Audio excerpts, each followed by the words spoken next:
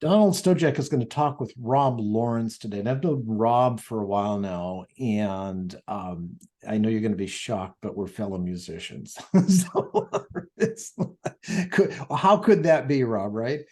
Um, and as I've studied things, as a musician, it's not so much the sound that you produce that's important, it's the sound that the audience hears. And as I've worked with Rob and interact with him, I think he brings a great insight to this topic. And I'll let Rob tell a little, well, tell a lot. I'll tell a little bit about Rob, but I mean, he has done this and he has worked with some big entities out there in his tenure. He stepped aside from that to start his own company that really gets down to, how do I say, the sound and the power of authentic listening. Would that be the best way to say it, Rob? I'll let you fill in the blanks on that. And first, you got to come off mute. So the important thing about sound is you've got to come off mute on the Zoom call, and then you've got it. It happens all the time, Donald. And I often sort of retort how quickly I fix it. It's Yeah. but yeah. You remind me of the Stephen Covey Eighth Habit stuff, which is finding this and helping others to find theirs. Yeah. So I think your point there very much speaks to that in the work that I do, which actually, curiously, somewhat speaks to the conversation you were just having a moment ago. I know, that's why I thought we got to stop and start the recording here. Exactly with Anthony about the it's that heart connection. Yeah. And it's making that connection with other people. Yeah. Do you find when people seek you out, because you've got an incredible skill set around not just all the audio stuff, all that fancy equipment and the Medium podcast, but when they come to you that way, do you often find you have to kind of turn them around and says, that's all fine, but we got to solve something else first? Yeah, all the time, Donald, all the time. I think the fancy equipment, the know-how, the technical side of things is really the sort of top 10%. It's polishing it, really. You can get a lot right before the mic. Same with music.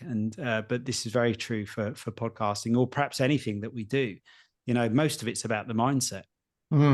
Most of it is about the approach and your intention with the approach. And if you get those things right, then however you're going to be connecting with people is going to be in the right ballpark. So yeah. Who are the people that you typically work with your coaching? Yeah, they tend to be pretty successful already at what they do, and they're looking to try and find more of the people that they can work really well with. And coming back to the mindset thing, I think what's fascinating to me is that, particularly in the field of podcasts that I work, which is personal and professional development, scaling businesses, sort of stuff, the types of listeners in the podcasting world that topic attracts are the real high-level thinkers, because they're not reading blogs, because they want to use their time in a very highly leveraged way. So they're going to be out running, walking, commuting, traveling, whilst and educating themselves on the go. So that's the first thing. Okay. I mean, there was early Edison data that with podcasts alone, which showed that, and I think this has changed. This is my personal belief, because there are many more podcasts now on all sorts of different topics out there in the world. But there was some Edison data research which showed that podcast listeners tend to be highly educated and affluent. And I think that's somewhat true in the particular corner of the podcasting world where I work. So even though it's a very small segment of podcasting, and often the people I work with, the people we're trying to reach, is a very small segment of their audience, it's probably the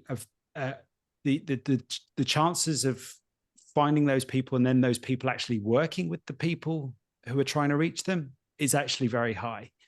So even though it's a smaller audience, if you like, the conversion rate or the click-through rate, if you want to call it that, is much higher than perhaps some other form of reach out or marketing. And do you think part of that is being able to be in tune to what the audience is actually doing? So it's not just the message, it's being, so as you're delivering the message, like you say, they might be out walking or they're leveraging their time. So the message has to be kind of geared to what they're doing as they're listening to the message. Yeah, absolutely. I would say that it's a number of things that are going on here, and a lot of this is sort of at a very heart human level, in the sense that really what you're doing is you're making a connection with someone, and particularly with podcasts where you're not distracted by the visuals because there aren't any visuals. I think our brains tend to rewire themselves in the way that we're consuming the content, and we pay more attention and we're invoking our imagination, and we all know how powerful that is. And I've often heard of audio and podcasts being talked about as the most honest medium. And I think my interpretation of that phrase is very much, I think that when you've been listening to somebody at that level for a number of weeks or days, it creates a level of intimacy which is unparalleled, perhaps through other forms of communication, be it video or blogs. You develop a sort of a connection, a sensitivity. You're listening to the truth, if you like, the emotion in the voice. And I think that creates a very deep sense of trust. And that trust converts very quickly, particularly if, the next step is then someone picking up the phone, and on the end of that phone is the voice you've been listening to for a number of weeks that's been informing you or bringing you up to speed on a particular topic that you're interested in. It's kind of counterintuitive, isn't it? Because we always assume, with all the technologies that's available to you, that more flash and more graphics and all that, somehow that's better, right? It not whether it's better or not, it's different. But ultimately, as we know that people, they're shocking, right? That we're not logical, we're actually emotional. So that narrowing that down to just an audio engagement actually goes deeper faster. Yeah, it does. But I think there is a challenge around that, is getting people to press the play button in the first instance. That's the big challenge. Okay. And sometimes you need the bells and whistles and the big distraction to kind of to get their attention. But then the sooner you can get to that point where they're listening to you, what you're saying is absolutely true there, Donald. I think the relationship evolves very quickly at that point forward. But actually, and I think this is where perhaps where I work with people is a little bit different to where other people work with people. I'm already working with people that, as I say, they're quite successful at what they already do. So they've figured out who their audience are and what makes them tick and what their challenges are. So they understand their audience very well already. And that makes it a lot easier in terms of being able to show up in front of them, and also then being able to create audio that they need, if that makes sense. So when you work with these people, what'll they make the top few things that they're missing that you're able to, now you mentioned that, obviously the mindset part, but what are they missing? Yeah, I think that's a great question, Donald. And it's often two things. There's one part which is technical support. So how do I turn my ideas into a technical reality? It's like, I've got this idea for a podcast, but I don't know how to record it, or if I know how to record it, I don't know how to upload it, or I don't know how to produce it. How do I get it onto Apple? How do I get it onto Spotify? That's usually where the question will come in. Okay, some very tactical stuff. Yeah, so it's tactical, technical stuff. So that's some of it. The other part of it is what I would probably class as confidence. And it's having the confidence, and not just in terms of performance and presentation, so just turning up and feeling confident at the post, but also having the confidence to put content together in a strategic way that takes people on the journey, so that they will they will take action, so that they will make an engagement, so that they will actually get some value from what it is that I have to say, rather than being, a bit waffly perhaps, or maybe going off topic. So I think where I'm trusted is helping people to curate their own content, to Okay. refine and to make it a really interesting listener's journey. What are some of the things that you do there? Because there again, I think it is the confidence of the strategy. So what is that process to help them curate that content? Is there like, do you have like a set template that you use, or what is it that gets them there? Is it Yeah. just stepping back and organizing it a little differently, or? Yeah. I think it's it's less a template than it is a sort of a set of principles, I would say, Okay. fundamentals. For example, thinking about things as batches, like a season, like you'd have a TV series as a season, Mhm. rather than just creating audio week in, week out. It's an interview and it just keeps going out with no kind of endpoint or end result specifically. Mm. That season is you can experiment and you can put some artwork out there. You can give it a name. You can create an arc, a learning journey, if you like, and then you can see how people respond. And let's hope you'd get great engagement, but Mhm. maybe better engagement. You can look at it. You can get feedback from real listeners and then tweak it and change it for the next season. Whereas if you're publishing week in, week out, it's a lot harder to do that. So that would be an example of a principle that I would probably suggest to somebody that applies to most people. So kind of a roadmap, not only that they have a roadmap, but that their audience understands where they are on the map as well. Yeah, exactly. Transmitting that. Yeah, so a common sort of mindset example again would be to for example, so if somebody hasn't done a podcast before, maybe they're an author, or if they're not an author, maybe they've got a favorite book or a top book bestseller on something that they teach, maybe parenting or something like that, for example. Mhm. My tip to them would be open the book, look at the chapter headings, and say, let's say there's 12 chapters in there. That's your episode sequence. Okay. Okay. Journey of that book taking parents on. And maybe you can create your own episodes that speak to each of those points. You create your own titles, but you're taking them. And from a listener point of view, and I think to your point there, Donald, from a listener point of view, the listener kind of gets a sense of where they are in this journey. They know there's a beginning, there's an end point. I'm at the midpoint. Still got some way to go, but it also helps them to understand that something that might show up in episode 5 is based on some fundamentals which have been presented to me in episodes 1, 2, and 3. So it's more than just a podcast. It's more than just, a few pieces of audio, but put together. It's more of a sort of a strategic, I suppose, kind of quest or journey, Mhm. or that kind of compounds along the way, and that's where the value, you can sort of stack the value that way as well. I like your analogy to like seasons, and I know in my career when I finally realized, well, as a kid, like you watch the seasons, right? And it's like it took forever for fall to go into winter, and then spring was never going to come, and now we blink and it's there. But there is that rhythm to that, and so ultimately, from the musician side here, Rob, we're developing kind of a rhythm in there, right? Yeah. That Yeah. they whether they recognize it or not, they're kind of in tuning themselves in with you. So you're kind of fine tuning and tuning them into your wavelength. So there's some synchronicity. That's a big word there, but Yeah. right. So that they're tracking with you. Yeah, absolutely. And I think you're speaking to perhaps some of the advanced principles that I would work on with somebody, which is sort of cadence and rhythm, timing and pace.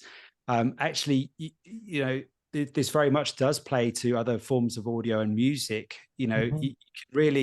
You can kind of steady, if you're a bit nervous, you can steady your pace as a host by having a certain BPM. And you can take the listener through some perhaps lighter topics quite quickly, so you can pick Mhm. up the energy and pick up the pace, and then maybe some of the more complex topics you can slow down on. So if we're going to have to go in deep and complex in this episode, maybe we'll slow the pace down for this episode. But I think what that also develops, as well as just the trust with the listener, it gives the listener a sense of what it would be like to work with you, what it would be like, Mm. and what your own energy is like, and enthusiasm and attitude towards connection and communication. So it reveals all of these things in almost in an unconscious way. Which is really which is really crucial. In my early career, I studied sales like crazy. And if there was a book, Tom Hopkins, I mean, when I found Tom Hopkins' book, I mean, I tore the thing apart. It's like I've never seen anything like that before. But I think it was a few decades later that somebody says, well, marketing. I said, what the heck is marketing, right? And I think we get too confused, or we look at another expert out there and we try to copy their marketing. Okay, and here I think that's the danger, because that marketing might not reflect you; it reflects them, and what I call copy and paste marketing. So, kind of what you're saying here is that what really works is to present yourself authentically to start the conversation, so that as they come closer, that conversation is congruous all the way through a closer engagement to actually working with you. That's where the success lies. Yeah, I'd agree with that. To the earlier sort of example, Donald, it's that thing of when they pick up, well, it's Zoom these days, but when they pick up the phone, so to speak, they already got a sense of who you are. And one of my friends who's a brand strategist has this concept of being the same online as you are offline. So when you pick up that phone, that they're getting the real deal. This is the person I know from the podcast, and there's a really deep sense of connection, I think, through that. Yeah. I talked to a gentleman the other day, and his first comment when he got on the call with me, he says, I've already seen your videos. And I thought, oh God. And he says, you're just like your videos. And I thought, that's a compliment. As he started engaging with you, he says, oh my gosh, you really are like that. And that's exactly what he said. I was like, and I kind of took me back for a moment, right? That, wow, how powerful is that? Right? As opposed to almost like a bait and switch, like you have some polished image up there or whatever, and then they get on a call with you and you're entirely different or something. So it is that congruousness all the way through, would you say? Yeah, I think to emphasize a point which I think is super important that you just mentioned, Donald, is like it's that copying someone else's marketing is is you trying to be like them, but there might be clues in the way that they're doing what they're doing, Right. like the principles or the approach that you could emulate in your own way. And I think you can learn from that, looking at how somebody else has done something, and then go, okay, how did they work out who their audience is, or the person, that sort of thing works. But I agree with you. I think it's absolutely about sort of being yourself, because everybody else is taken in that sense. And it's very much that. Yeah. Can I ask you some tactical questions? Okay. I love geeking out the toys too. What's the best mic to have? So I've got it. So just, you see, I've got a Yeti. I've got about $100 Yeti mic and about $100 in a boom. Is that good enough? You said Morris has got a fancy mic. Morris, is that a Yeti as well, or what do you got? I've got the exact same that you do and that Carly does. Are we on track, Rob? Are we in the right? Yeah. Okay. So when it comes to mics, then my best guidance is the best mic is usually not the one that's built into your computer. So anything above and beyond that is a good step forward. So that might be a headset, or that it could be an external mic like the one you have. Okay. The next thing is, it's not the mic, it's how you use it. So a bit of mic technique is always a good thing. So you can actually, even a relatively inexpensive mic, you can get to sound good if you use it in the right way, and most importantly, in the right room, in an environment. So more important than the mic is being in a room that sounds pretty good. And the trick to that is soft furnishings. So cushions, curtains, ideally not kitchens or meeting rooms, lots of reflective surfaces and glass, which make this horrible echo that are, if you speak to listeners, they find that really distracting and they can't concentrate on the content. So a lot of good audio and good sounding audio is about just having a clean sound, not too much background noise, not too many distractions for the listener. It doesn't have to be high quality as long as it's clear. That's the key to it. So yeah, the mic you have, there, like I say, there's certain ways that you can use the mic so that it sounds best. But they're my sort of guiding principles from a mic point of view. And I love how you emphasize, you know, the container you put stuff in. And I think we miss that so much. You know, our music business, we take choirs all over the world.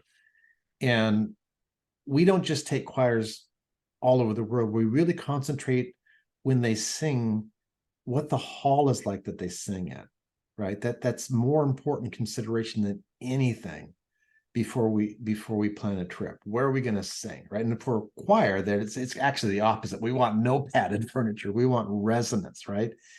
And so it's knowing. I think it's kind of knowing those things. And I know I touched down with a number of my colleagues who are in the voiceover industry, and they've got these rooms with all these sound absorbing panels and everything. It's just crazy. But when I hear the sound that they produce with that, right, it's multiples. And you know, certainly we don't have to go to those extremes to do this kind of stuff, but it is good to be conscious of that. Is there anything else, big mistakes that you see people make with equipment? Yeah, I think buying what tends to happen when it comes to mistakes is people will go and buy a load of equipment. They'll spend $1,000 on equipment that they think they need. Start a podcast. That could include software, but really that's kind of, in my opinion, the wrong approach. The right approach is to decide what your podcast is going to be about first, and then depending on what the format's going to be, is it going to be an interview? Is it going to be just you talking? Is it going to be outside in the field? And once you've decided what the format of your podcast is going to be, then that should determine the kit that you want to buy. In a similar way that you see this with CRMs, people will get excited about a tool and they'll go and buy the tool before they've worked processes.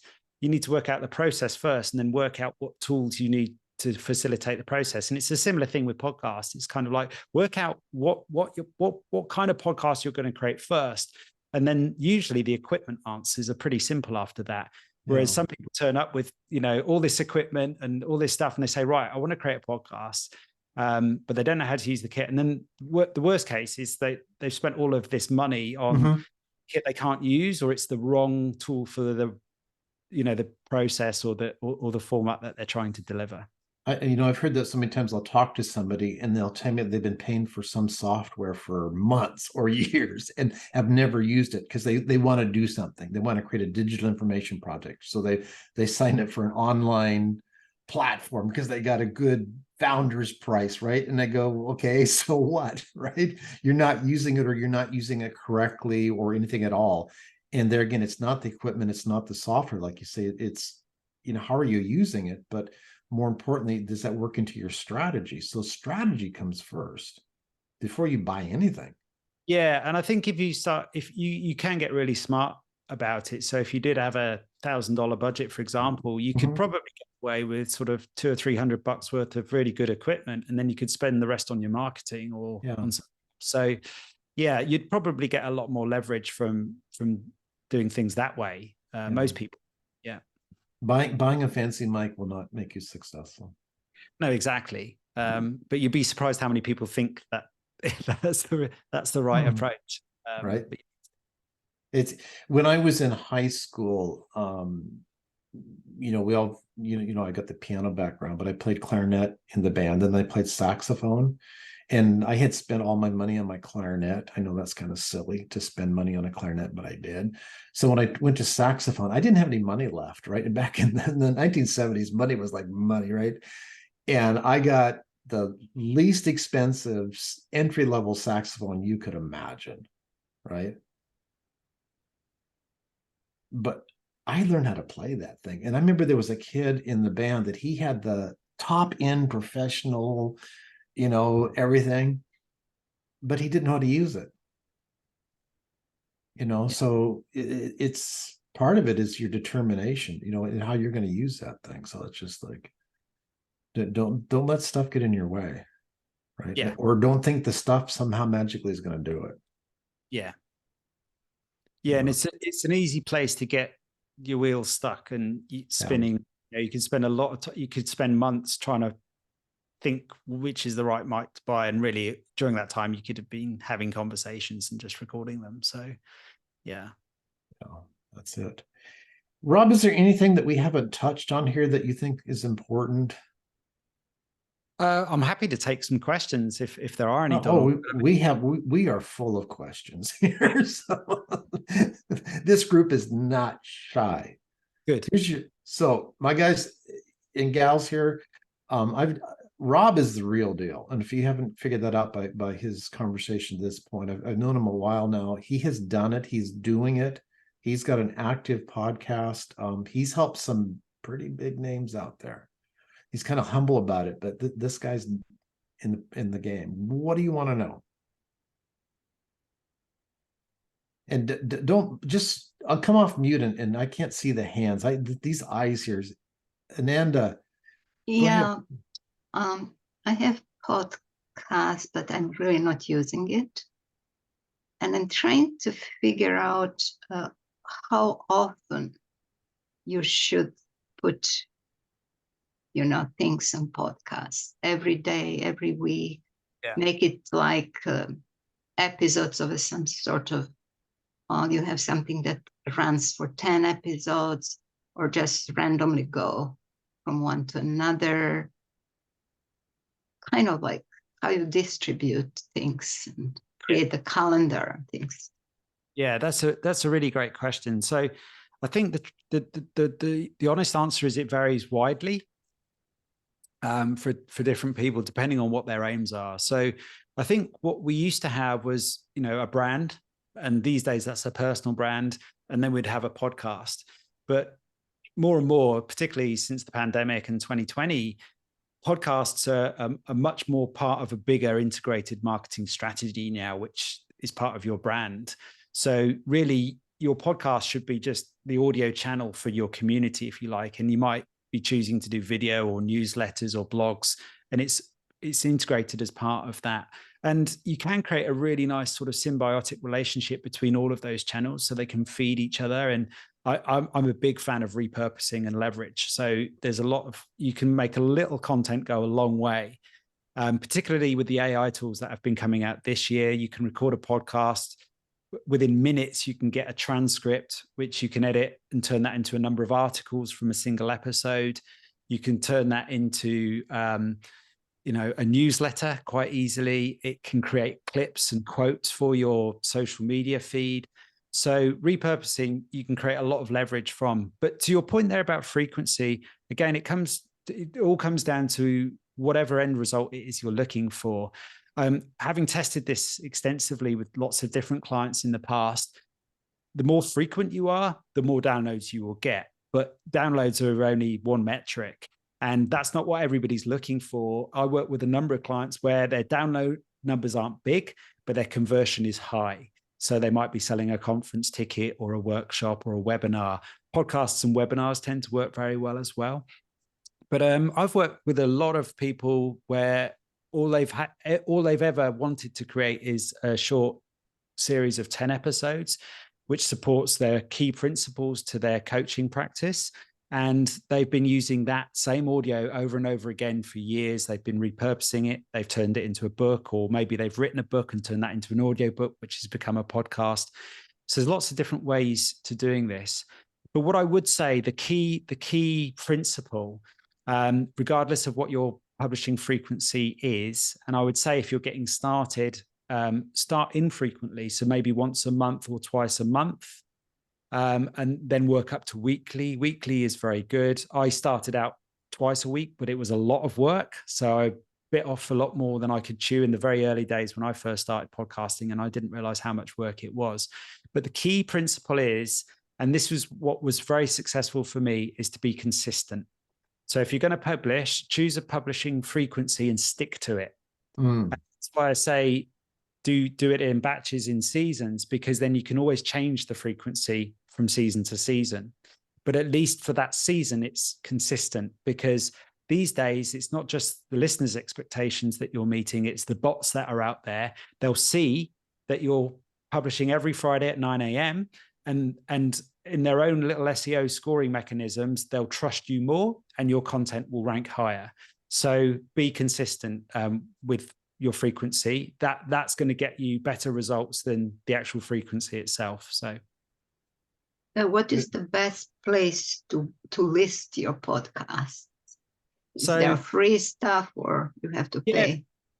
You do have to pay. So without getting into the complexities of it, and this is where it gets a little bit technical, and this is where most of my clients get stuck. They're like, how do I get my podcast onto Apple? How do I get my podcast on Spotify? What you'll need a base, a host, if you like, to put your audio on, which isn't your website. You can't store your audio there for a bunch of reasons. The main reason being that the wherever your website is stored, it's unlikely that service is geared towards delivering lots of audio files, which are relatively big compared to website files, to lots of people all at once. So it'll crash and you'll have all sorts of problems. You might have your ISP coming after you saying, oh, why are you storing audio and using up our server space and all that? So what you need, the way around that is also an opportunity. So you've got these hosting platforms. Libsyn is perhaps the one that's been around the longest for podcasts. There are others like Spreaker, Buzzsprout, Captivate. All of these do the same thing. And it's you basically upload your audio there. You connect this website. So you create an account on there, you connect your account to Apple, and you connect your account to Spotify and the many other different their directories, essentially, because no audio is on Apple. People, when they click play, they think it's there, but it's not. It's really on this site that's behind the scenes, and it's playing from there. Same with your website. You might link to it from your website, and people are playing it on your website, but it's not really there. It's on this other site. There's a real benefit to that because version control, you've only got one version in one place, but also it means that wherever anybody's accessing your audio from around the globe, it's all going to come back to one place. So in terms of stats and analytics and tracking, it's all kept in one place, which is really useful to see where people are accessing your audio from, which platforms such as Apple and Spotify or Google or YouTube, where they're coming in from. You will find, though, about 60 to 80% of your traffic will come through Apple. And the reason being is all of the wonderful third-party player apps that people use, like Overcast and, you name it, most of them link back to Apple Podcasts, particularly if they're on an iOS platform, which is where they're getting the app from in the first place. So that you definitely want to be on Apple, whether you like Apple or not. You definitely want to be on that platform, and certainly on Apple Podcasts. But you do that by storing your audio on what they call a hosting website, which will cost you about $5 a month. The more advanced plans with all of the singing and dancing analytics and data analytics, about $20 a month.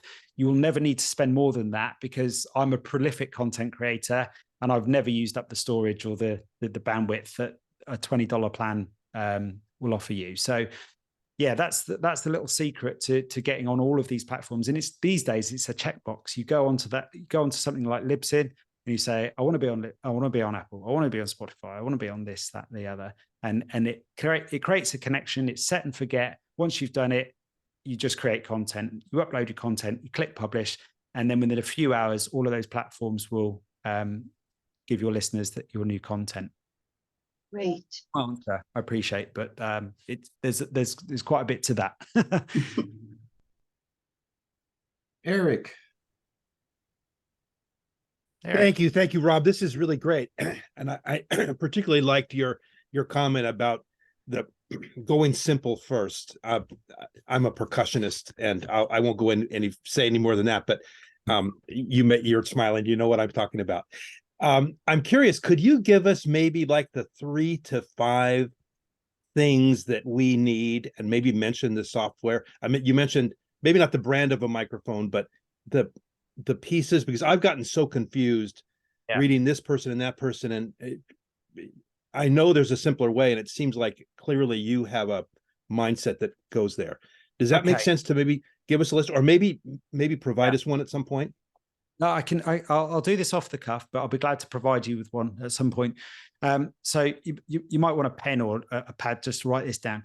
Yeah. So from microphones, going back to Donald's earlier question, there's a million microphones out there and there's new ones coming out every day. And there's a tremendous amount of wisdom out there on YouTube, which will tell you what the best mic is for podcasting. But the truth is the right mic is down to your environment, as we were talking earlier. But there are some mics which tend to perform in 90+% of situations, which work really well for podcasts. And I'll give you the technical term. I won't bother describing it, but the sort you want to look for, which will narrow down your shopping list greatly. You want to look for dynamic cardioid mics, right? You'll hear other terms like condenser. Avoid those. They're only good if they're really expensive. And the marketing will say it's studio quality, but nobody's in a studio. It works really well in the studio. Okay, that's it. Anywhere else, that's a nightmare because you can hear the dog up the street or the truck passing, or, you know, if you get too close, it gets all poppy. And, you know, we have all Can you sorts write it in the chat? Yeah, of course. So, yeah. And then I'll give you some brand and model names, which are performing really well. So the great viewpoint I have is I get to work with lots of people using lots of different kit, and you see what works and what doesn't. So I'll put a few of those in there as well.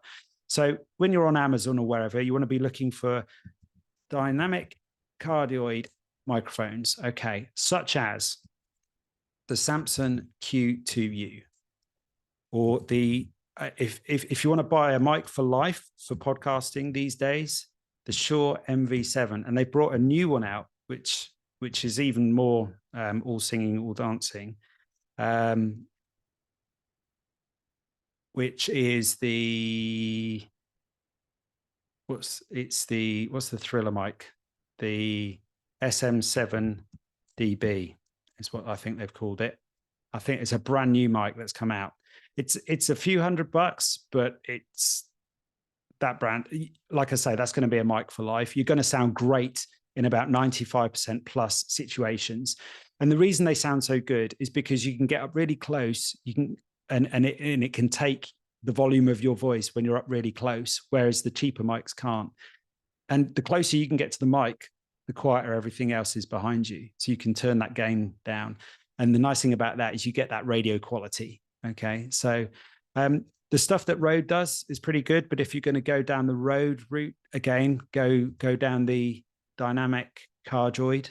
So they've got one called, I think it's called the Podcaster. I don't use a lot of Rode kit, but I've got a few clients that use, I think it's called the Rode Podcaster, and there's like a USB version of that. And then I'll give you one more, the audio at the lower end, but again, you know, it's going to perform well for you. There might be a newer version of this now, actually, that's the Audio-Technica ATR 2100.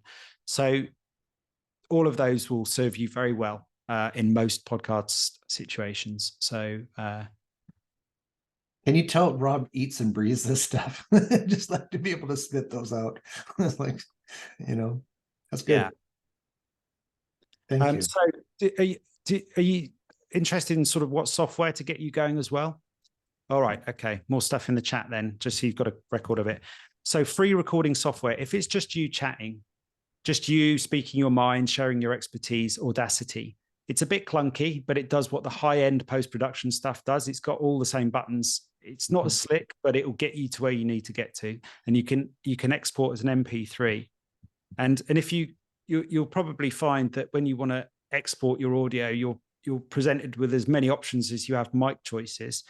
So when you're faced with that, the only format you need is, and I'm going to write this down for you,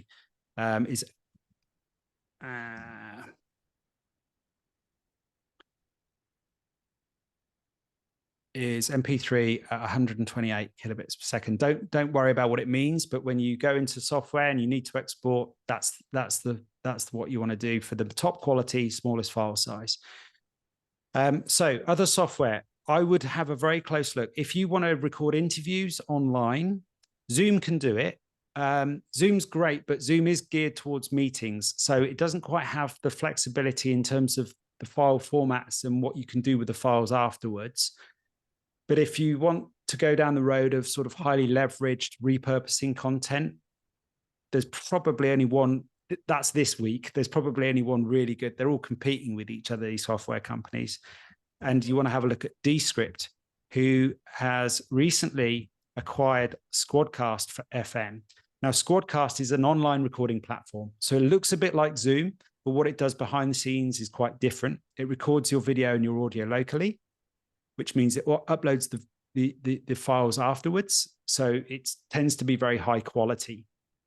Now, the fact that Descript has acquired Squadcast is a big deal in the podcasting world, and that happened in August. And the reason being is it more or less gives you an end-to-end solution for about $10 or $20 a month to be able to record an interview online. Immediately, once that interview's done, in Descript, you end up with a transcript, but it gets better than that. You can edit the transcript and it edits the audio for you. And not only does it edit the audio for you, it edits the video for you too. So you can then export the video and the audio by having edited the transcripts. You don't need to learn editing skills. It also allows you to select a piece of that transcript and export that as an audiogram, which are those little clips with the moving waveforms and the captions that you can use on social media. And this all happens through, basically they've bolted together various different bits of AI, and it's going to carry on evolving. So what I'm telling you now in 6 months' time is probably going to be old news, but it's moved very quickly this year. So if you, for example, let me put the names of some of those hosting platforms for you. So there's Libsyn is one, Buzzsprout is another popular one, and Captivate.fm, run by a good friend of mine, Mark. And Spreaker is another. So there's a few there you can just look up, Google them, and you'll find others as you go. And just they all do the same thing, but they've all got a very different look and feel. Just find the one where the dashboard suits your personality. There's not really a right or wrong choice. Like I say, they'll all get your podcast on Apple. They'll all get them on Spotify. But the Libsyn interface looks very different. It appeals to geekier people like me. It's a bit more clunky than, for example, Spreaker, which is really slick and smooth. Captivate's very friendly too. So just have a look at those, see which ones. They've all got very good tutorials and extensive knowledge bases where you can learn more. So you'll get it. But hosting platform, recording software, and then some way of repurposing it. A lot of people are using Canva, and there's lots of third-party apps and pieces of software out there that can repurpose your audio and video these days. You just Google it, you'll find it. Speed Workshop. Thank you, Rob. Morris.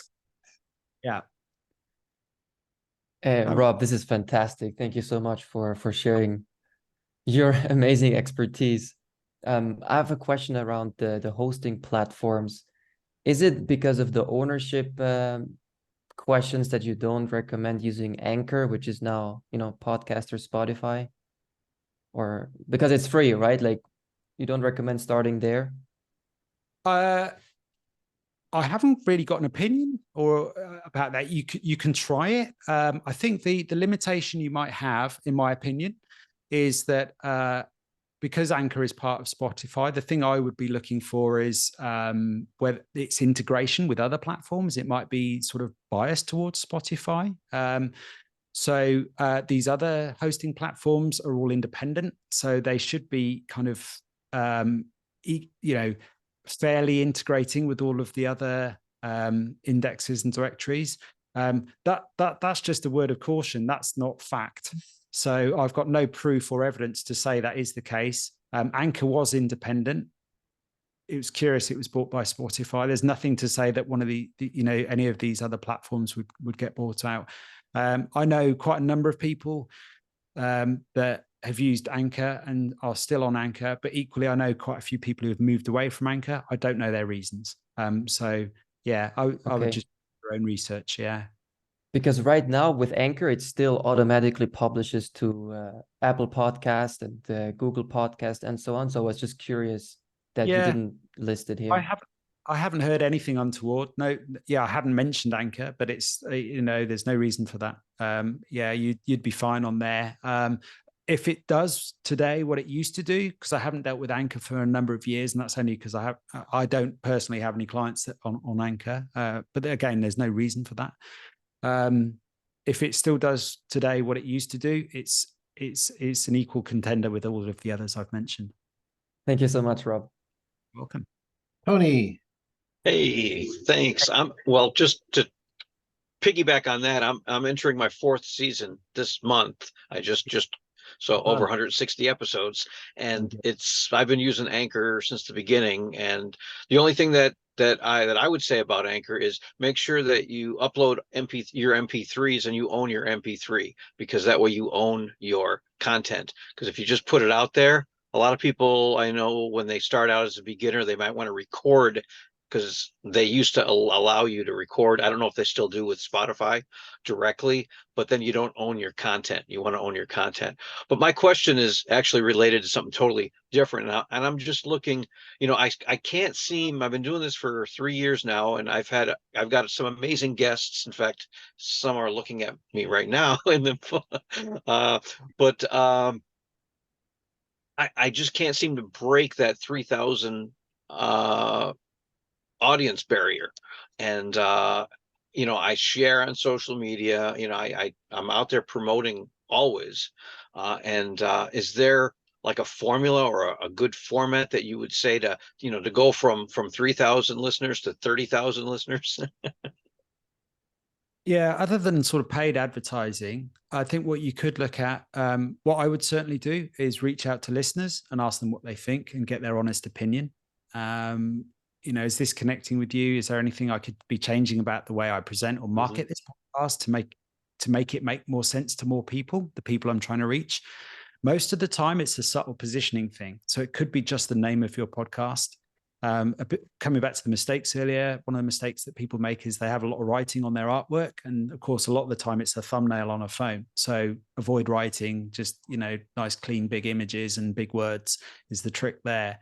One of the little tricks we do before we actually publish a podcast for the first time is we'll take a screenshot of like the Spotify page and we'll mock it up with a little thumbnail artwork, and we'll share that with a number of people and say, which of these podcasts would you listen to? And if they're picking the one where we've kind of copied and pasted our artwork on them, and we know we're in the right place in terms of capturing people's attention. So I think a little trick you could do is you could change your categories. So in Anchor, you'll be able to go in there and perhaps change your podcast from, I don't know which categories you're in, from business to education, for example. And the interesting thing about that, I don't know if this is still the case, but they certainly used to be able to, when you did that, your podcast would show up as a new podcast in that category. So that's a good way of sort of like increasing and I would say, changing your categories and they haven't changed for a while, but they do sometimes change. Changing that every 6 to 12 months could be a good way to sort of shake up the algorithms a little bit and get your word spread a bit further. But if it's a ceiling that you've hit, you might want to reevaluate your format. The episode's too long, too short. Again, your listeners, be really sensitive to what your listeners are saying. That's really good. They're going to be there's going to be something in there that's going to give you a big clue. If one person's saying it, 100 people are thinking it. My guess would be so. Right. Yeah, it's going to be. I've got a client that's really successful, but is on a different scale, having a similar challenge to what you've got. And our next step is to repurpose exactly. We're not going to re-record it. We're going to use exactly the same content, but we're just going to give it a different name and a different piece of artwork. We're going to try that and see what happens. Yeah, I've been thinking about changing the artwork on the cover, because I went with real basic, and maybe needs to be a little more flashy, I guess. It might be just time to freshen it up, in people do with the marketing, it could simply be a case of that. Yeah. Excellent. I put Rob's link to his podcast there, Inspirational Creatives, in the chat there. It's pretty good to check out. Would they be the best avenue back to you, Rob, or how would you like people to connect with you if they have questions? The quickest and easiest way is to get me through my website. So I've just put that into the chat. Thanks, Donald. Yeah, that's the podcast. So I mean, go and have a look at Inspirational Creatives. I mean, that's been kicking around since 2014, but it's currently on hiatus, but it's still very successful. It's still getting hundreds, if not thousands, no, not hundreds, thousands of downloads a month. And that's without me doing any marketing or anything. So if you go and look at the way it's presented, it's, you know, that whole podcast is done through a WordPress theme. I mean, you go and look there, just look at the structure of the website, the way the show notes have done. A lot of that has been optimized over time. Some of it's a little bit dated. So if you hear any sort of more recent modern guidance that overrules it, by all means take that. But in terms of the consistency and how the podcast shows up, feel free to sort of steal anything from the format there, because like I say, there's thousands and thousands of hours of optimization that's gone into that over the years. So yeah, it's and like I say, it's still getting traction even without me doing anything after a few years. So I've been hosting on other people's platforms and podcasts. So that's what I'm getting paid to do these days, is being hired as a host, as well as being the chief producer on a number of podcasts as well. So I'm very much more behind the scenes these days, helping other people achieve some of the early success that I had with my own podcast and series. Rob, thank you very much. You know, this is going to be a good call to go back and probably dissect a few times. So thank you very, very much. Oh, you're absolutely welcome, Donald. I feel like I'm paying you back a bit here, Donald. Yeah. Donald, you've been for everyone here, has been a great support and mentor to me too, in terms of my own mindset. And as I'm sure you all know, because you receive Donald's wisdom on a frequent, I hope, basis. So yeah, no, it's been a delight to have been invited, Donald. So and share what I know. Till next time. Yeah. Thank you, Rob.